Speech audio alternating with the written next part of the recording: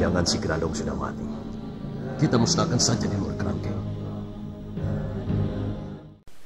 Di awal episode ini, kita langsung menuju pada Istana Keheningan di daerah Bulak Bibitan, di mana pada saat itu para kiai sedang melakukan istighosah akbar untuk melepas kerangkeng Grandong, supaya mereka bisa memusnahkan makhluk iblis tersebut. Namun setelah terlepas, iblis kecil itu mampu mengelabui para kiai, termasuk Kiai Jabat dan Kiai Jembar Jumantoro, yang di saat itu merasa bahwa Grandong sudah mati karena ia tidak pernah bangun atau membuka matanya selama berada di dalam kerangkeng Nur Wahid. Bahkan detak jantungnya pun hampir tidak terdengar. Para kiai pun tidak mengetahui bahwa semua itu sebenarnya adalah tipu daya iblis kecil tersebut agar ia dikira lemah dan tidak mampu berbuat apa-apa. Benar saja, ketika semuanya lengah, Grandong pun segera bangkit dan menyerang Kiai Jembar Jumantoro yang telah membelakanginya.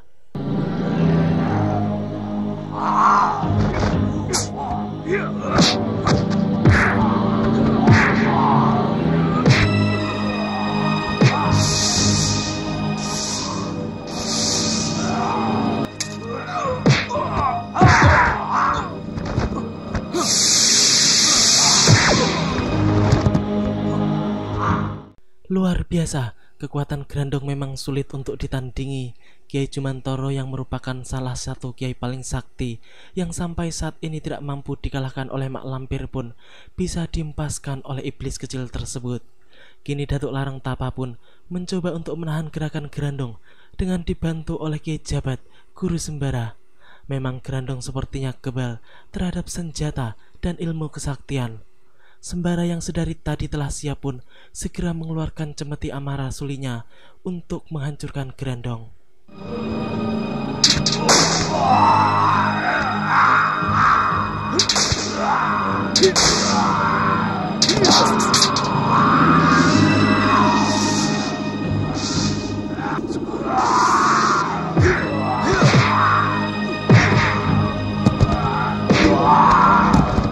Ya, sepertinya Grandong cukup takut dengan cambuk pusaka Sembara.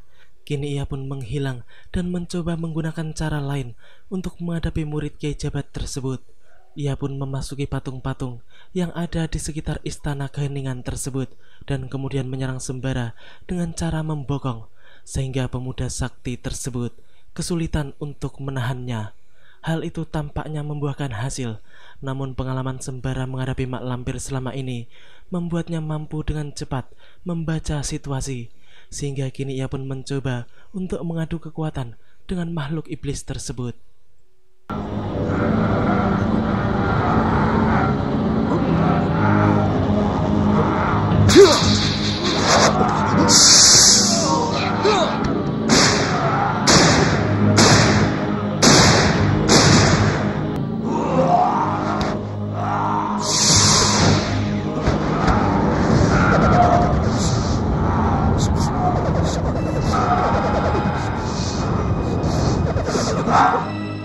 Ya, dengan bantuan gurunya, Sembara mampu menghancurkan serangan dahsyat Grandong, sehingga membuat makhluk itu kini berusaha untuk kabur melarikan diri.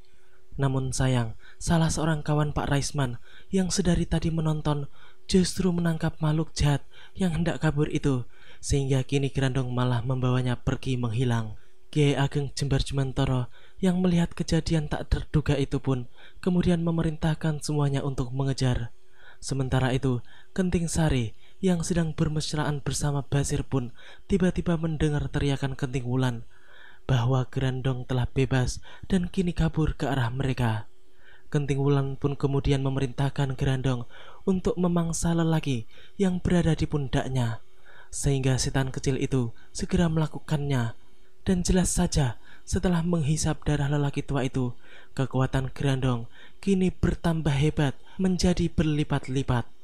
Para kiai yang mengetahui bahwa Grandong telah memangsa lelaki kawan Pak Raisman itu pun sangat menyesalinya karena orang itu tidak mau mengindahkan seruan Kiai Jabat.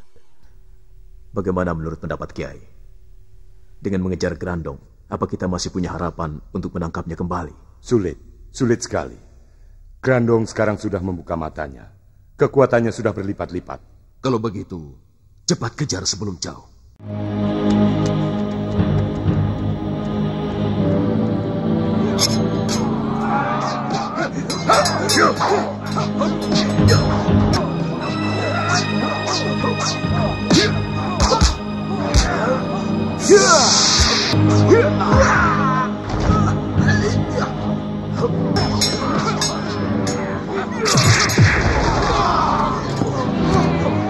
Ya, kini pergerakan golongan putih yang mengejar Grandong pun menjadi terhambat karena Gedeng Alas Kobar dan kawan-kawannya berhasil menghadang mereka semua. Hal itu jelas sangat merepotkan.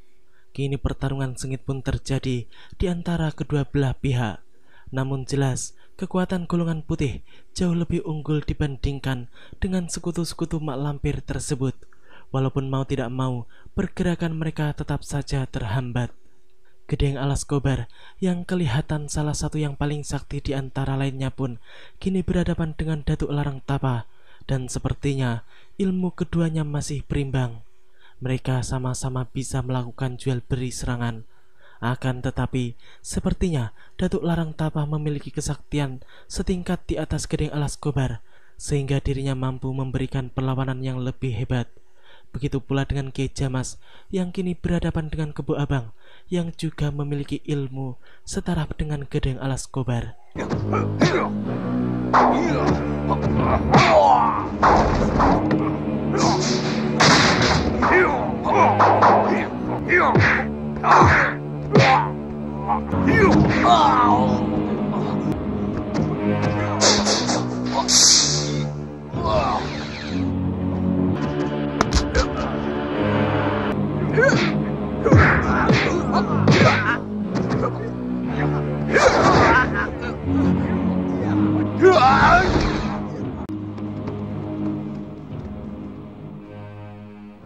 Apakah Andika tahu kemana larinya Grandong?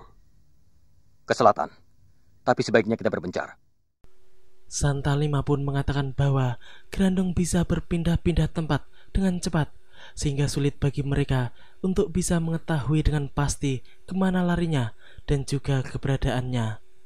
Kiai Jamas pun kemudian memerintahkan kepada semuanya untuk berpencar dan memilih arah masing-masing. Dan bagi siapa saja yang melihat atau mengetahui keberadaan Grandong, maka ia harus memberitahukannya yang lain dengan ajian Sabta Maruta agar semua bisa segera bersatu untuk menangkapnya kembali. Kini kita tinggalkan sejenak urusan Grandong dan kini kita menuju Istana Keheningan, di mana pada saat itu Kiai Basari dan Nyai Bidara yang tidak ikut mengejar Grandong pun kini justru didatangi oleh mak lampir. Hal itu jelas membuat keduanya terkejut. Apalagi kemudian hinaan nenek peot itu membuat Nyai Bidara marah besar karena sangat merendahkannya. Tak lama kemudian Nyai Bidara pun segera maju untuk menghadapi mak lampir karena Kiai Basari masih menderita sakit dan belum sepenuhnya sembuh. Entah sudah berapa kali Nyai Bidara berhadapan dengan mak lampir, namun kenyataannya keduanya masih sama-sama bertahan hidup sampai saat ini.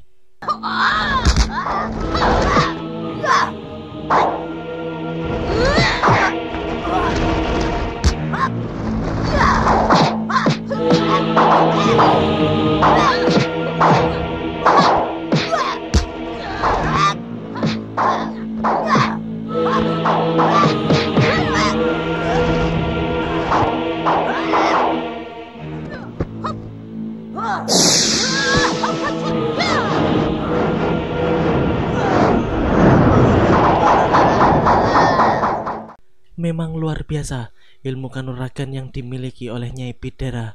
Mak lampir sendiri sampai saat ini masih kesulitan menghadapinya, sehingga nenek setan itu kini harus menghadapinya dengan ilmu kesaktian, dan hanya dengan cara itulah ia mampu mengatasi pasangan Kiai Jabat yang berjuluk sepasang walet emas tersebut. Terlihat jelas kalau dalam adu kesaktian Nyai Bidara di saat itu telah menggunakan seluruh kekuatannya guna menekan mak lampir. Namun mak lampir sendiri sepertinya telah memiliki ilmu penangkal kadikjayaan Nyai Bidara. Kiai Basari yang sedari tadi menyaksikan pertarungan keduanya pun hanya bisa pasrah karena dirinya masih sangat lemah.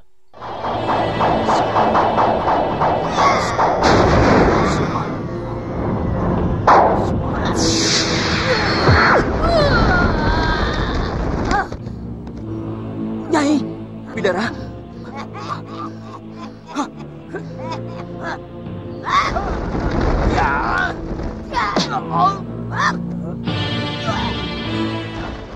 Setelah mengalahkan Nyai Bidara, Mak Lampir pun segera menculik Kiai Basari, dan kini para kiai pun telah tiba, serta mendapati tubuh Nyai Bidara yang tergolek pingsan. Semuanya pun bertanya-tanya apa yang telah terjadi di tempat itu, mengapa Nyai Bidara bisa pingsan di tempat tersebut. Santalima pun kemudian memberitahukan bahwa semua itu adalah ulah dari Mak Lampir, dan kini Kiai Basari sedang dalam tawanan nenek setan tersebut.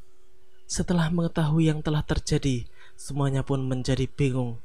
Namun kemudian Kiai Jamas menjelaskan bahwa mereka tidak boleh berubah arah dan harus tetap fokus kepada Grandong, sebab itulah tujuan utama mereka. Sang Kiai pun mengetahui kalau memang semua itu adalah akal-akalan Mak Lampir agar mereka tidak lagi mengejar Grandong dan beralih pada Kiai Basari. Aku tahu ajian gendam Talasanga. Apa Grandong bisa aku tarik dan kutundukkan dengan ajian itu, Kiai? Maaf, Kiai. Menurutku, aji gendam Talasanga tidak mempan baginya. Si Grandong sangat kuat, cerdik dan licik. Jangan mau diperdaya Mak Lampir. Mak Lampir manusia setan berhati culas dan licik. Jangan beralih dari tujuan semula mengejar Grandong. Terkutuk si Jamas. Rupanya dia tahu tujuanku menculik Basari. Mak Lampir tampak marah karena strateginya telah dibaca oleh Kiai Jamas. Namun, kini ia sepertinya mendapatkan akal jitu untuk mencuri perhatian para kiai tersebut, yaitu dengan cara menyiksa Kiai Basari. Nenek setan itu pun kemudian menghampiri Kiai Basari dan mulai menyiksanya, yang kemudian ia kirimkan suara sang kiai dengan aji pengirim suara jarak jauh, yaitu Aji Bayu Sasmita. Semua kiai pun menjadi panik ketika mendengar jeritan menyayat Kiai Basari. Namun beruntung, di antara mereka masih ada Kiai Jamas yang memiliki naluri terkuat, sehingga guru Santalima tersebut segera mengingatkan semuanya agar tidak terperdaya, sebab semua itu hanyalah strategi licik Mak Lampir. Kiai Jabat dan Kiai Jembar Jumantoro yang begitu hebatnya ternyata juga hampir tidak kuat mendengar jeritan Kiai Basari, sehingga Kiai Jabat harus menguatkan peringatannya. Sekaranglah saatnya perjuangan Kiai Basari. Kalaupun syahid, surga balasannya. Semoga segera datang masa pertolongannya.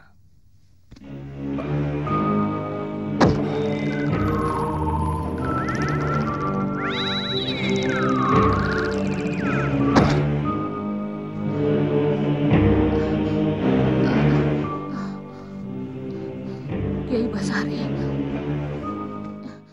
Ya, Nyai Bidara yang telah dibangunkan oleh Kiai Jamas pun bangkit dan langsung mencari Kiai Basari. Ia kelihatan begitu panik karena yang ia ingat adalah bahwa ia sedang melindungi Kiai Basari dari serangan Mak Lampir. Apalagi kini ia mendengar suara jeritan kesakitan dari sang kiai. Hal itu membuatnya semakin panik. Akan tetapi kemudian Kiai Jabat dan Kiai Jumantoro memberikan pemahaman kepada Nyai Bidara bahwa semua itu adalah siasat licik Mak Lampir untuk mengelabui atau memecah fokus mereka. Namun walaupun begitu, Nyai Bidara tetap merasa bahwa keselamatan Kiai Basari sangatlah penting.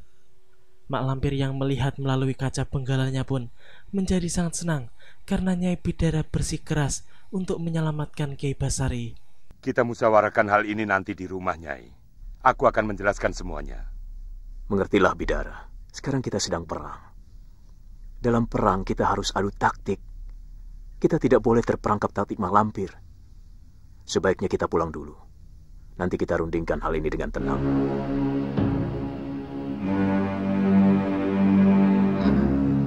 Kurang ajar. Rupanya mereka lebih senang membiarkan Kiai Basari menderita di tanganku. Setelah itu, para kiai pun kembali menuju rumah Pak Raisman, di mana pada saat itu semua mempertanyakan keberadaan Basir.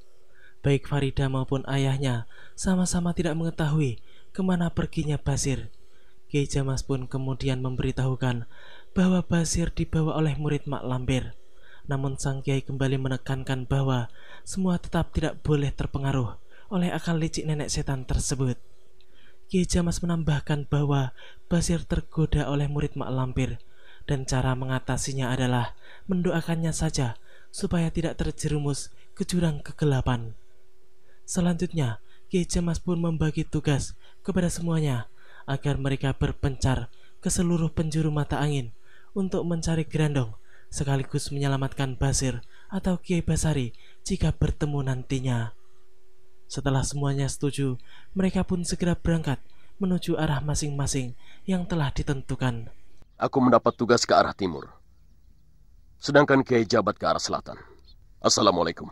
Waalaikumsalam warahmatullahi wabarakatuh. Santalima, ayo ikut aku. Assalamualaikum warahmatullahi wabarakatuh. Waalaikumsalam warahmatullahi wabarakatuh.